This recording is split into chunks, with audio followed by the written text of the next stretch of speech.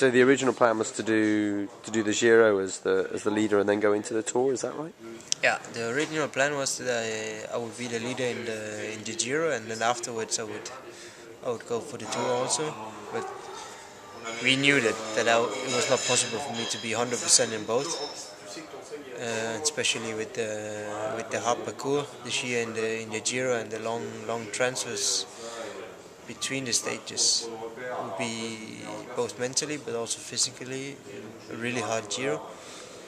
And then to do the Tour afterwards with good condition would be difficult. So that's why we decided to go 100% for the Tour instead. Sure.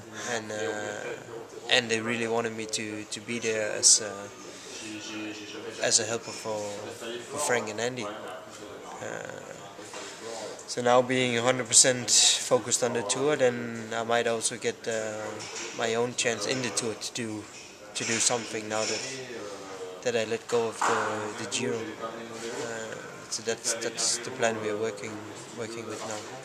Would the Vuelta not be an option, perhaps, to go for that as the GC contender there?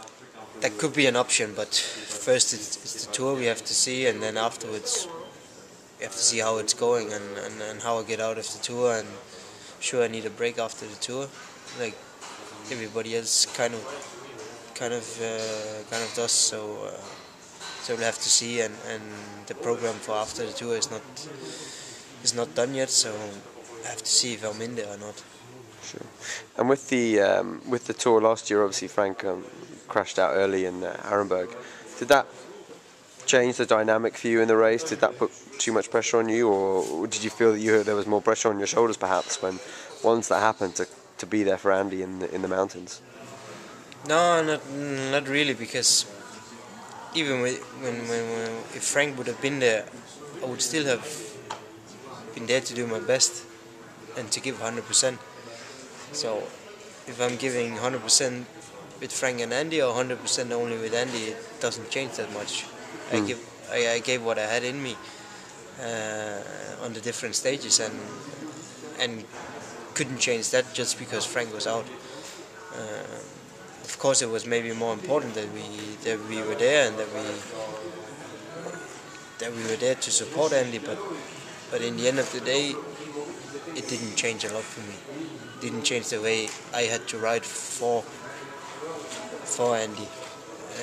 And I would still have been giving 100% if Fränk would still have been there. Then Andy would have had more help maybe later in the race than he actually had. But in the end of the day, I don't think it would have changed. Maybe it could have changed the outcome, but you can always look back and say this and that we could have changed. But yeah, the matter and the fact was that Fränk crashed. He broke the collarbone and couldn't continue, and it was a pity, but that's how it was. And for us, it's just about looking forward now. There's no reason to look back and look at what we could have changed. And there's a new Tour this year, and the goals are the same. And I really believe that Andy, he can win it, and he also proved that really clearly last year that he is one of the guys you have to beat if you want to win the Tour. And with or without Contador this year, I think he has a really good chance.